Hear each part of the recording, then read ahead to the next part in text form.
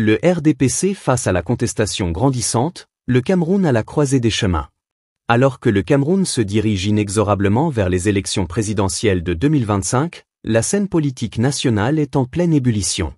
À la tête du pays depuis plus de 40 ans, le président Paul Biya, aujourd'hui âgé de 92 ans, se retrouve confronté à une vague de contestations sans précédent, y compris au sein de son propre camp, le Rassemblement démocratique du peuple camerounais, RDPC. Ce qui se joue aujourd'hui n'est pas seulement une bataille politique, mais bien une remise en cause profonde de tout un système.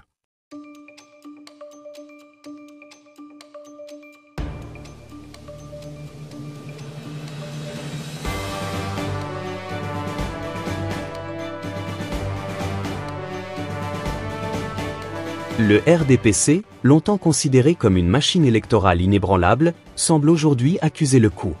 Les récentes déclarations de plusieurs figures politiques et analystes révèlent un malaise croissant dans les rangs du parti présidentiel.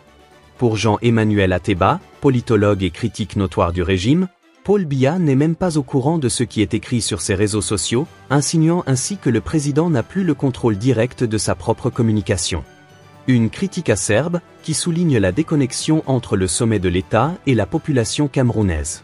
À cela s'ajoute la peur exprimée par certains cadres du RDPC vis-à-vis de l'émergence de figures charismatiques de l'opposition comme Cabral Libye, président du Parti camerounais pour la réconciliation nationale, PCRN. Selon Ama Toukour Gandhi, le RDPC est en difficulté énorme face aux opposants, et le parti au pouvoir a peur du président Cabral Libye. Ces propos, relayés par plusieurs médias, témoignent d'un climat de panique et d'instabilité au sein du pouvoir.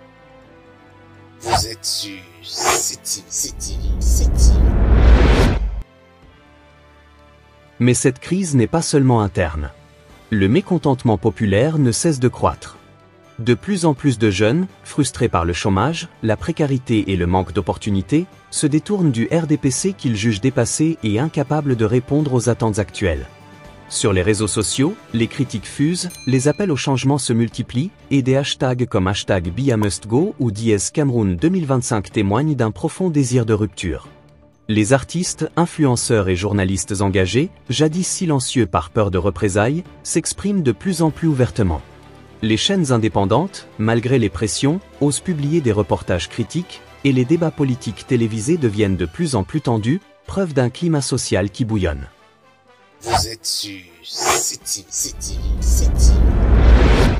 À cela s'ajoute un autre sujet brûlant, la transparence électorale.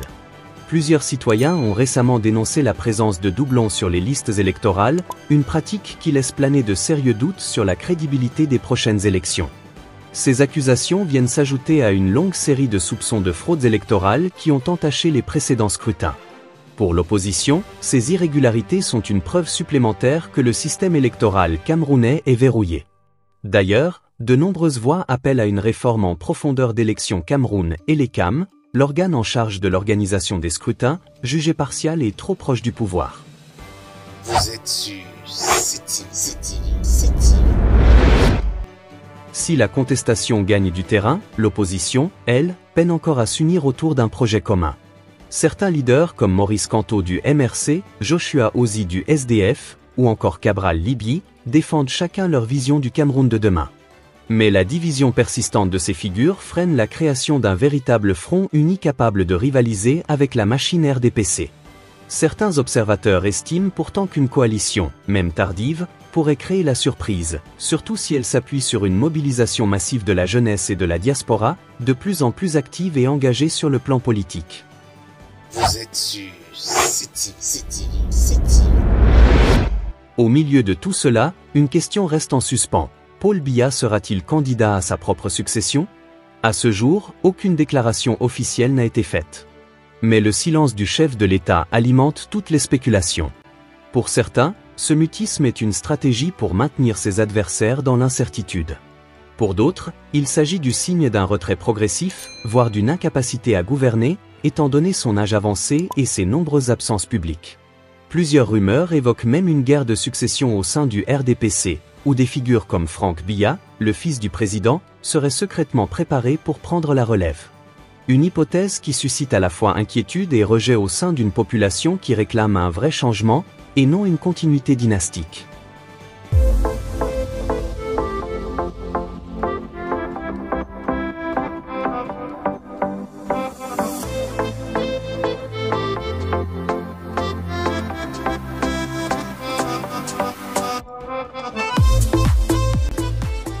Le Cameroun de 2025 est à la croisée des chemins. D'un côté, un régime vieillissant, ébranlé par la contestation et les défis internes. De l'autre, une jeunesse debout, une opposition en quête de cohésion, et une société civile de plus en plus vigilante. Les mois à venir seront décisifs. Le pays a besoin d'un nouveau souffle, d'une véritable transition démocratique, fondée sur la transparence, l'inclusion et le respect des libertés. Pour cela, la balle est dans le camp du peuple camerounais. Sera-t-il prêt à écrire une nouvelle page de son histoire? Restez connectés à CTV, la chaîne de l'info sans filtre, pour ne rien rater de l'évolution politique au Cameroun.